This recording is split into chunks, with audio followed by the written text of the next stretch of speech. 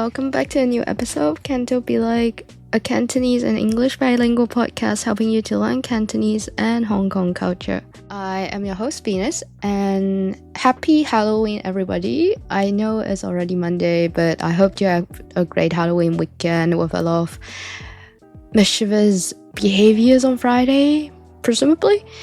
I didn't do anything specific for Halloween because I am absolutely shattered for the week. Work's been very intense, but let's not talk about that. That's something I would rather not talk about on the weekend. Anyway, today we are going to talk about movies. In particular, movies that are Cantonese or related to Chinese, especially Cantonese culture. It's actually quite fitting because my grandma is watching TV in the living room and she loves movies. So I do apologize if you hear some background noises of the TV because she is a bit annoying about it. She likes to dial it to a very loud volume, and yeah, that's just, elderly people, and I love her, so I will tolerate it. I think my love for cinema and theatre began when I was a kid. Every summer holiday, my mom would look up something called 國際綜合合家歡. I think that's what it's called in Cantonese. So it's just some cultural event run during the summer holiday for kids to be exposed to art and culture, especially the local ones. But sometimes there are Western themed things, so like puppet shows, like opera, Broadway musical. It might not be the original cast, but something inspired by that. So it's a mix of both. But that's how I got started appreciating theaters and cinema. And also, going to the cinema is something very special between me and my grandma. She loves the experience. I mean, she only went up to grade 2 in primary school, but she has a love for language, books, and culture. So going into the cinema is something very sacred for her, and she loves watching old Cantonese movies. When I was a kid, she would watch it with me, my uncle, and in her house. So yeah, like the Cantonese cinema is definitely something that I appreciate and hold very close to my heart, and that's why I want to share it with you guys. Especially a lot of people have asked me about movies recommendation for language learning, Cantonese language learning, or getting to know more about Hong Kong culture. So I think I will do an episode on that, and that's that. So without further ado, let's get started.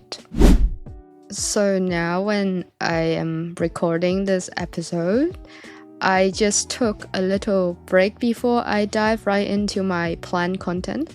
But turns out my grandma was actually watching a movie on the TV, so I stayed for a little bit to check out what she was watching. The movie, I've definitely seen it before when I was younger, but I didn't really know what exactly my grandma was watching, so I asked her, and turns out she had no idea as well. She's just enjoying the movie without knowing the name of it. But I know for a fact that is a tribute to Benz Hong. So he is a very famous actor in Hong Kong, and sadly he passed away last week. And I think TVB is playing his own movies as a way to show their respect, and indeed the movies are really good. So I decided to give his Wikipedia a look, and he's been in a lot of famous movies like 新紮師兄, 神雕俠侶 is like 神雕俠侶, 射雕英雄傳, 天龍八部 are both very famous wuxia movies. So they are adapted from Kim Yong's wuxia novels. So he's been in one those in the 80s, and then his recent most favorite role is 歡喜哥 in Line Walker 使徒行者 and also the Fong Sir, I think in Love Undercover. That one is called 新紮師妹, so it's with Yang Qinhua as the Miriam Young as the leading actress, and he's like a very big supporting actor in the movie. So actually my grandma is watching Love Undercover right now, which is like crazy, and yeah, I know. Anyway, I just realized I've been saying he is and he has been, actually, well, he was, sadly. You know when a person just pass away, it hasn't registered in your brain and you keep saying the present tense instead of the past tense. I think that's what's happening here because he passed away on the 28th, I think, or maybe 27th. It was midweek last week.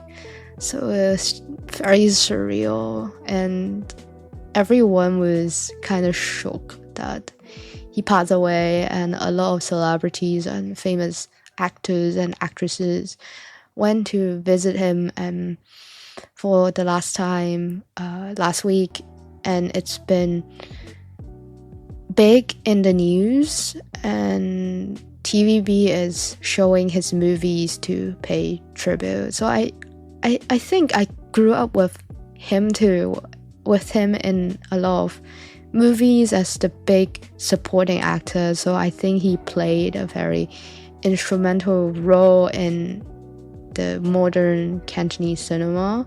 So I think I will spend some time maybe introducing him to more people interested in Hong Kong culture, and as my little way to pay my respect.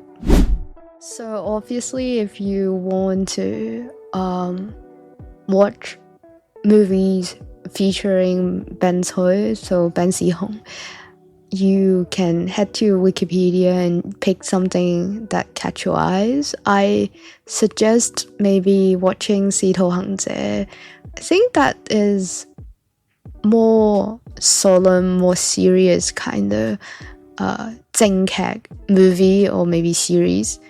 And Love Undercover is also a good one. It's very lighthearted, like a rom-com, but with the main characters being police and like triad members. So it's actually a very Hong Kong style kind of rom-com. Also, if you want something more lively and more real life stuff, I think Benz also has created some YouTube videos with his daughter Charmaine, and first shown in October. I think I will try put the link in the show notes so you can have a look at that. I think sadly there are only 9 videos and it's around 1 hour of content, and things that are more related to the private life of Benz Ho and the interaction between him and his daughter, which I think is very heartwarming because you can see how much he cares about her, and yeah, it's just very touching. I watched a bit of the video and it reminded me of my dad, and yeah, I think it would be a nice way for you to learn Cantonese, as well as maybe seeing some parallel in your interaction with your parents. Another thing I learned about Benz Ho from my Google search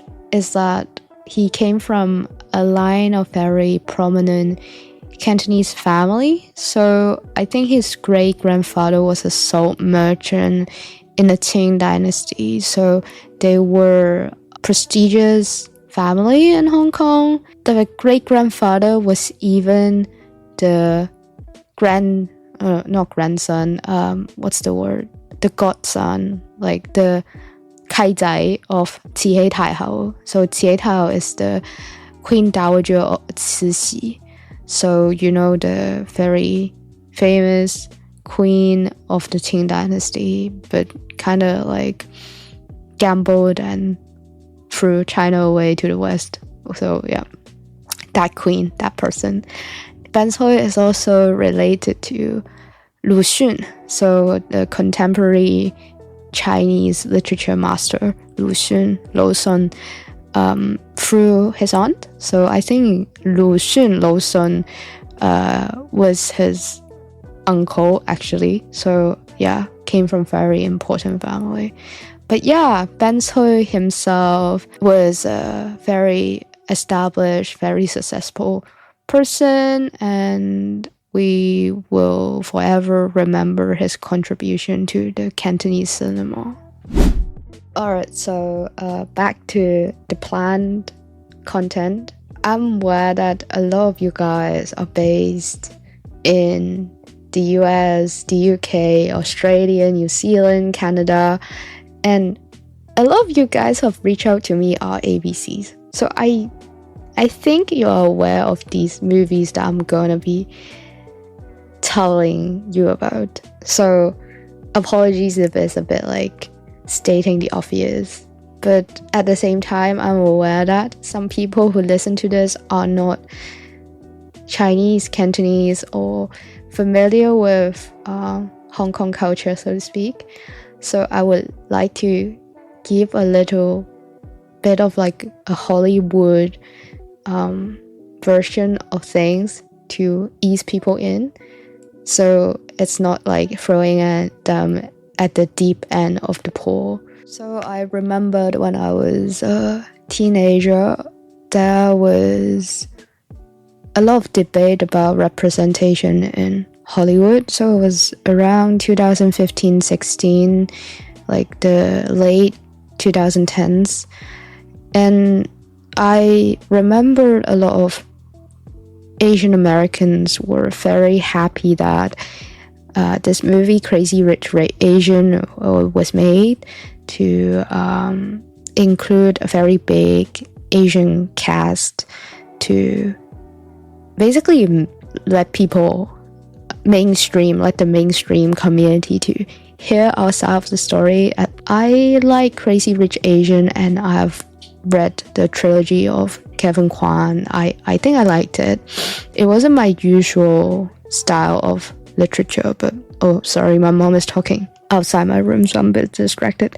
But anyway, I liked it, but it's a very distorted view on things because it's about the crazy rich, right? And when it comes to crazy rich, I think they don't belong to a race. They are in their own stratosphere. So it's still good, it's still Asian, but it's not very relatable, is it? But it's a good starting point to understand the family dynamics, third culture, children, parental expectation. There are a lot of very interesting themes to explore.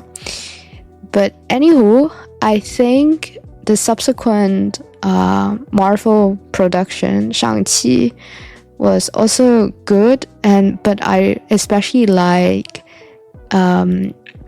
Everything Everywhere All at Once, which won Michelle Yeoh her Oscar, and very well deserved. I think the reason why it touches me so much is because it doesn't treat Asian American or Asian people in the West as something exotic. They are the main character. They have their own perspective, their own struggle. They can be very philosophical, existential. They can be perceived as just part of the society, as something not others, but just part of it. You know what I mean? Instead of we are making a movie dedicated to Asian culture and stuff. No, this movie is about something more universal. It's about existence, it's about kindness, it's about fighting for who you are. And at the same time, the Chinese element, the Cantonese elements that are in the movie don't feel forced. It feels natural. It's just part of the person's identity, so to speak. And I know many people first exposure to Chinese cinema might be Crouching Tiger, Hidden Dragon, starring Chow Yun-fat and Michelle Yeoh. And it was also the first foreign language film to break the 100 million mark in the United States. But yeah, and also Bruce Lee's movie. Those are also very Hong Kong, but they make Asian people a trope, like a type, instead of individuals that have their own mind. Well, I mean, this is how I see it, but it could be my wrong interpretation. But I do get that feeling when I watched the old Hollywood movie made to tell Asian people a story. I know there were some very offensive production, and yeah, but these are my picks for people who want to get started on the recent Hollywood movies on Chinese, Cantonese, and culture as a whole. Oh, and I also want to mention Awkwafina's The Farewell. It was made in 2019. I watched it. I wasn't a big fan, but I liked how realistic the portrayal between a foreign-born granddaughter and a Chinese grandparents. I see a lot of parallels in the interaction between the main character and her nai, her grandma, and how my cousin interact with our grandma. So that could be a good one too. Another very good entry point to Hong Kong cinema as someone not born in the culture could be Wong Kar-wai's movies. So he is very big in the independent movies, films kind of landscape. He won a lot of international films award, and if you are a film buff, you might be aware of the Criterion collection, and his movies are frequently features in the list and ranking very high on the critic and the popular vote.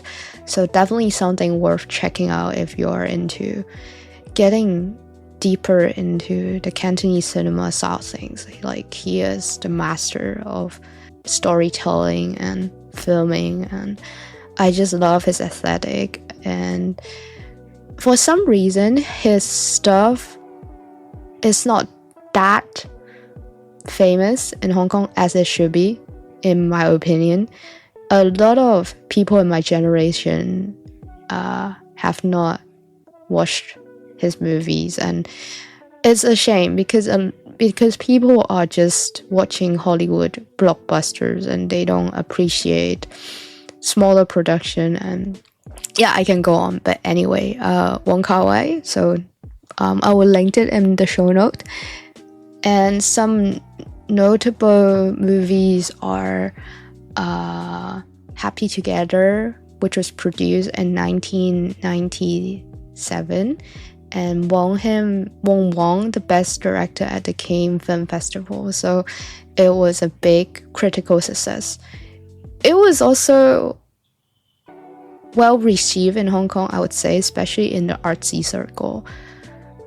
But my favorite Wong Kar-wai movie has to be In the Mood for Love with Zhang Man-yuk and Lan Qiwai, which was produced in 2000. It was set in 1960s Hong Kong, which is a very special atmosphere. And it was when my uncle was born. He was born in 1960s, and I've heard stories from him and my grandma about that time. And my mom was born in the 70s, so also very similar. And it brought me back to that era of Hong Kong. It was a love story between two married people, and they were having an affair. So it was a story about lust, longing, and loneliness. Nothing about, I don't know, what's being Asian and like third culture. It was just Cantonese people dealing a universal problem. Like I said, like anything everywhere all at once. And I really love Mackie Chang's costume, and she was always wearing cheongsam or keipo, so it's just traditional Chinese clothing. And I think Jen Manyo her family is from Shanghai, so that's why I think she wore it really well, and the vibe she had was amazing. So it was a very romantic film. And my second favorite of Wong Kar-wai's movies is Chungking Express, which was produced in 1994. I think Wong Kar-wai was definitely heavily influenced by Tarantino's and a lot of big Hollywood director in the 70s to 90s, which was also something that influenced Zhao Xingqi, another very famous director. So Chungking Express actually reminded me of Pulp Fiction with its non-linear storyline and a lack of focus on a protagonist. So that's just very vibey, very everyday 90s Hong Kong. Sorry, my mom is playing her radio in my background. It's driving me crazy. Today is definitely not the best day to film this, and yep. So I guess I will end the episode here because I do not have a quiet house to film today, and I think I will try for another day. And in the upcoming episode, I will give more local rom-com comedy, more mainstream recommendation for you guys to learn Cantonese culture and content that are very specific to Hong Kong. Some people say Cantonese cinema is a bygone era, which I don't agree, because in recent years there's been very good productions, local productions, and yeah, so the upcoming episode will be split to the evergreen classics from before 2000s or maybe early 2000s, and then I will talk a little bit more about my recent favorite movies and try to give a few lines of synopsis without giving the plot away. So I hope I will give you guys some pointers to films and content you can watch to understand Hong Kong better and have native content to improve your Cantonese speaking skills. So thanks for tuning in today, and be sure to give us a like or maybe hit subscribe or share it with your friends, or even if you're so kind, you can subscribe to Hong Kong Dispatch, our premium content, and listen to extra bonus episodes. So thanks for your support, it's much appreciated, and yeah, I will see you next time. Take care, bye.